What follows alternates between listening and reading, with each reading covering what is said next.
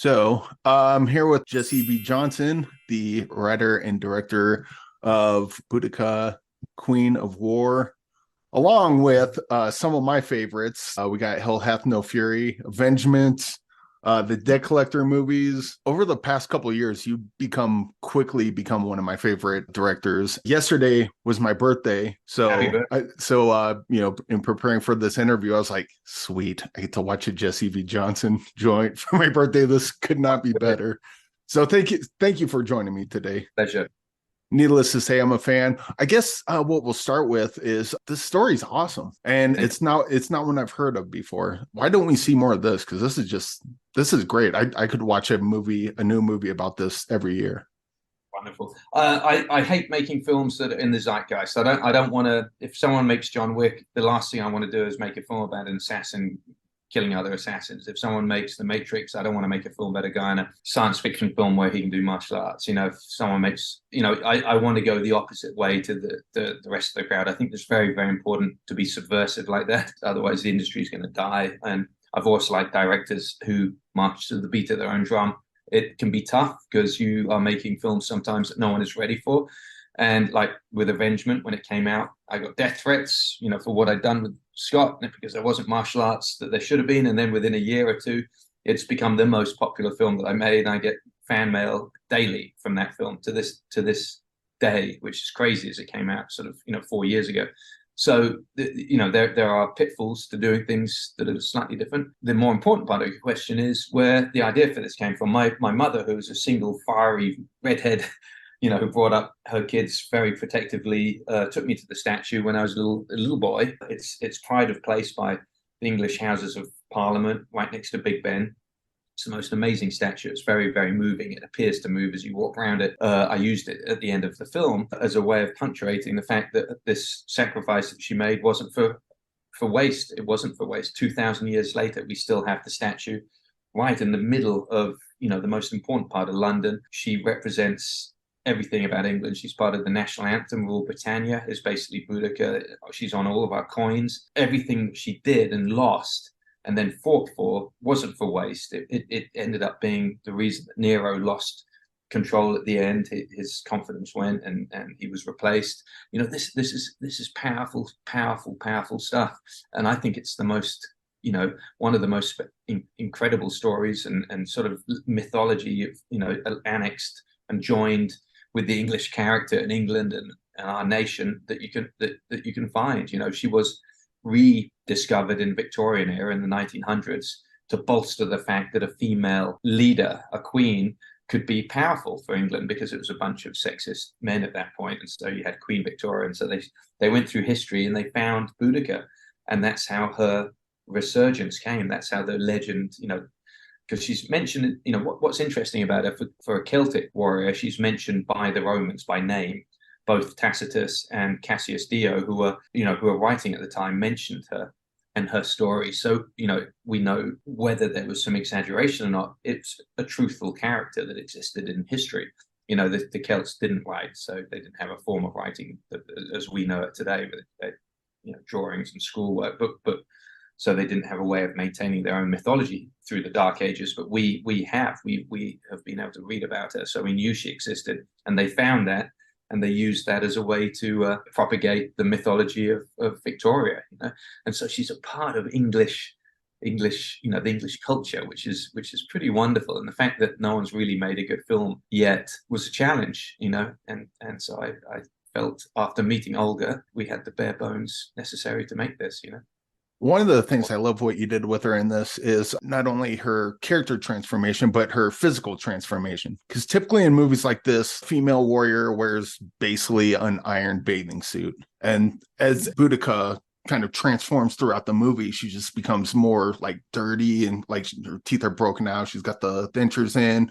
I mean, see her behind me. She looks like just a straight up barbarian, which for female warrior characters, you don't No, it was a refreshing take, I think. yeah, they want them to look like the Red Sonja character, don't they? It's utter load of BS. You wouldn't wear that because it's uncomfortable for a start, but also completely impractical. But the fact was, this was not this is not a film made for male titillation, which those comic book characters are, from Princess Leia to Red Sonja, that those were made for teenage boys primarily. Now of course everyone reads them and it's fine, it's for everyone. But back in the 40s, 50s, and 60s, that's at the primary market was teenage boys, and so they knew that, and they created them that manner.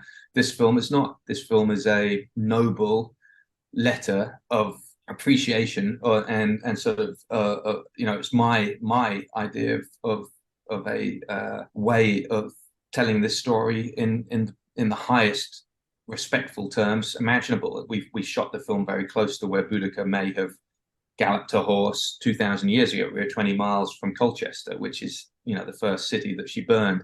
So there's a very good likelihood that she had been around there, and because of that, and for many, many other reasons, there was the feeling of responsibility to treat her legend with respect, with an honor. And I haven't felt that before. Don't rely on cheap thrills to, visceral, sort of shortcuts or exploitation to make this story work. Push hard and find it within the characters, within the dialogue, but it's there, the story's there. And I felt like someone was watching me through the whole ththing. You don't often feel that, but dealing with I think it was dealing with a female character who reminded me in many ways of my mother, as overbearing and sort of watching out for her children, and for whatever reason, it felt like there was a responsibility on this one that I haven't had before. So I wanted to tell the story right, And also, I mean, beyond the awesome action, the brutal action, which I think you mentioned earlier, people were giving you death threats over avengement, which I just don't get, because I thought Scott Adkins was great in that, and his fighting style was like really brutal and visceral, as is Boudica in this. Like when she goes beast mode on him. Yeah, it gets pretty brutal, but then it's cut with I don't want to give away anything, but it's cut with emotional beats with her family, we'll say, and that works really well in this as well.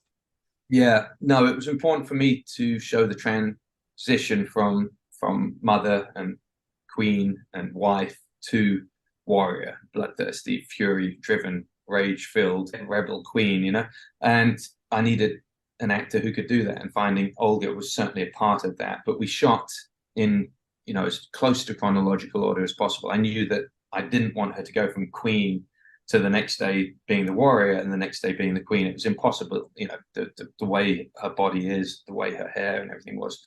So we shot the first half of the movie with the daughters and with Olga looking as beautiful as we could.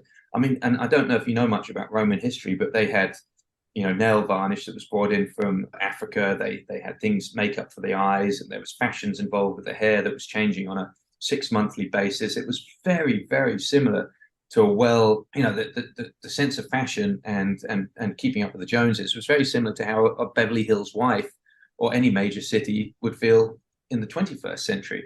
It was very, even the jewelry is quite similar. You see jewelry in jewelry shops now, which is based on Roman era jewelry, and you don't even know it. It's they came up with a lot of the fashions that we have now, and so I knew that we could create this woman who was she's not superficial, but her desires in life are very normal. She wanted the best for her children. She wanted a wonderful relationship with her husband. She wanted to make sure she was looked after. She wanted to make sure her fashions were up to speed, and if she could find a cheap way of getting great clothing, that was something that fascinated her. She was a normal person by first century standards and by 21st century standards. So that character, I leaned on Olga to let me know how that. She'd say, well, "You have any notes on that?" I'm like, honestly, this is more your cup of tea than it is mine. I can give you notes on how life is hitting your face, but the character is someone far more intimately than I do. And then after this transition, we knocked her teeth out, her eyebrows are burned off, she has a broken nose, she has scars that are embedded in her. The hair is wild, absolutely wild, and it's a complete physical transformation she went through as well. The way she walks, the confidence, she walks like a boy, a man, as opposed to walking like a woman. And these are all things that Olga came up with and added to this character. I had previously painted the two versions and shown them to her when I pitched the film, so she knew that there was this huge transition she was going to go through.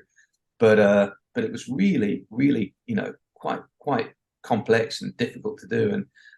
But I knew more about the second character than she did, and in my opinion, I did.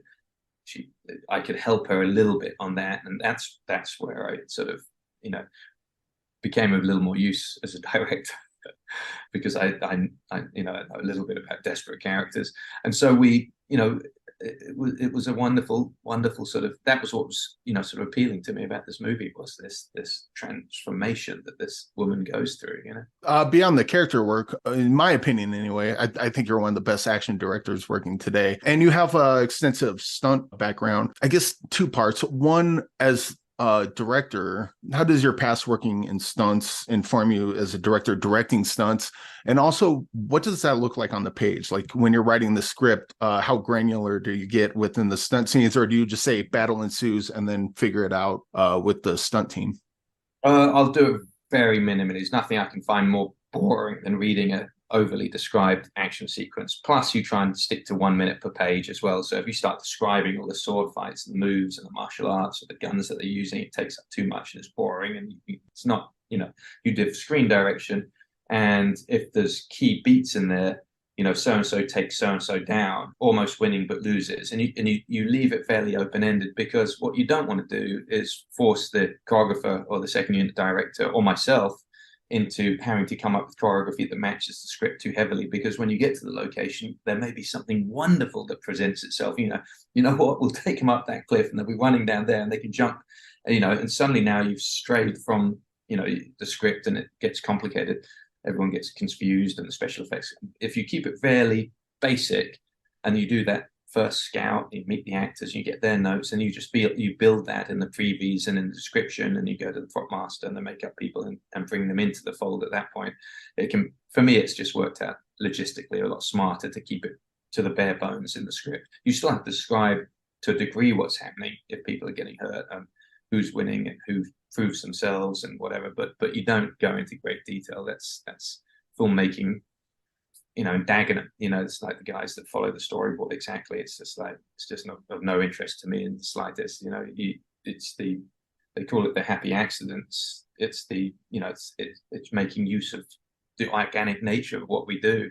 That's why AI can't take over from a director, because most of my influences are not coming from my brain. They're coming from everything around me, what the other actors are doing and what the set looks like, and, you know, what happened last night and the last scene we did. That's where the influences come from. It's corralling all of those into the work that is what, you know, being a worthwhile director for me is, you know, not following some rigid storyboard and copying what's there and moving it around.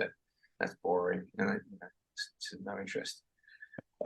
So that's, you know, and I work very closely with two people that I'd worked with before with the action department, Luc Lafontaine and Dan Stiles, who I previously had worked together on Avengement, and then Dan had done One Ranger, Luke had done Hell Hath No Fury. So these are guys I've worked with and who know what I like and how, you know, I want the story to be involved in it, nothing gratuitous.